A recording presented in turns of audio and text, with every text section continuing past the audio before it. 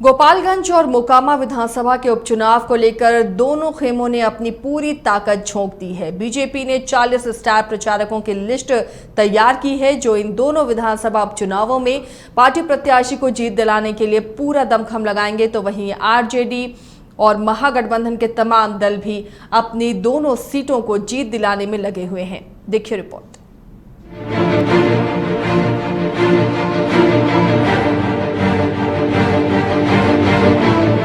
बिहार में 2 विधानसभा सीट पर होने वाले उपचुनाव की उल्टी गिनती शुरू हो गई है।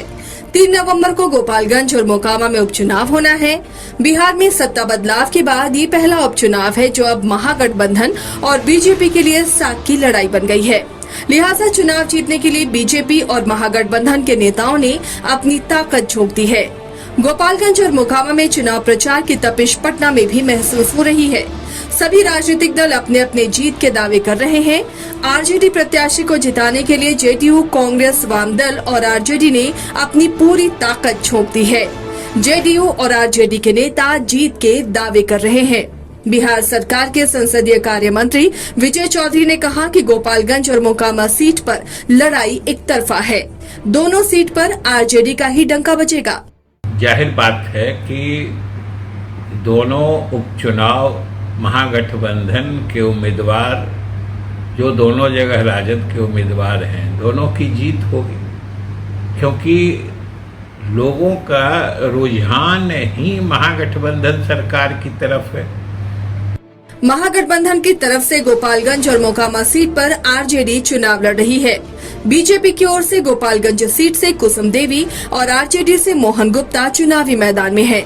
वहीं मोकामा विधानसभा सीट पर आरजेडी की नीलम देवी का मुकाबला बीजेपी प्रत्याशी सोनम देवी से है। आरजेडी नेताओं का मानना है कि अगर मुख्यमंत्री नीतीश कुमार दोनों सीटों पर चुनाव प्रचार करने जाते हैं तो महागठबंधन उम्मीदवार मजबूती के साथ चुनाव जीतेगा। निश्चित रूप से जहां भी उनकी आवश्यकता होगी वो जरूर जाएंगे। दोनों जगह जाना चाहिए और निश्चित रूप से जाएंगे। जहां भी आवश्यकता होगी वो उन्हीं के लीडरशिप में यह सरकार चल रही है, उन्हीं के नेतृत्व में यह सरकार चल रही है और तेजस्वी जी का और मुख्यमंत्री जी का विचार करके ही सारा चुनाव कैंपेन सारा कुछ हो रहा है। भारी मतों से हम लोग दोनों सीट जीतने जा रहे हैं। वहीं बीजेपी नेता सम्राट चौधरी ने कहा कि 6 नवंबर को चुनाव परिणाम ही बताएगा कि सियासी दंगल में कौन बाजी मारेगा, लेकिन ये तय है कि महागठबंधन की सरकार से जनता त्रस्त है और गोपालगंज और मोकामा की जनता धूल चटाएगी। वहीं नीतीश कुमार के प्रचार प्रसार को लेकर सम्राट चौधरी ने कहा कि नीतीश कुमार पलटी मार नेता है, वो कब पलट जाएंगे किसी को जानकारी नहीं होगी। अब तो 6 तारीख को पता चलेगा ना कि कौन जीतेगा कौन हारेगा, लेकिन बिहार की जनता ये देख रही है तेजस्वी जी कि बिहार में डेंगू फैला है, बिहार में आप नगर विकास मंत्री हैं, स्वास्थ्य मंत्री हैं, लेकिन तब भी बिहार के जनता को डेंगू झेलना पड़ रहा है। अरे आप सचेत होइए, बिहार के लोगों की भला के लिए सोचिए, जनता का काम कीजिएगा तो जनता जिताएगी भी। मोकामा सीट पर आरजेडी जबकि गोपालगंज पर बीजेपी का कब्जा था। सजा मिलने के बाद अनंत सिंह की सदस्यता खत्म होने से मोकामा में जबकि गोपालगंज में बीजेपी नेता सुभाष सिंह के निधन के बाद उपचुनाव हो रहे हैं। बहरहाल इन दोनों सीटों पर उपचुनाव नीतीश कुमार और तेजस्वी यादव की अग्नि परीक्षा भी है, क्योंकि सरकार बदलने के बाद दोनों सीटों पर उपचुनाव महागठबंधन के लिए पहला चुनाव है।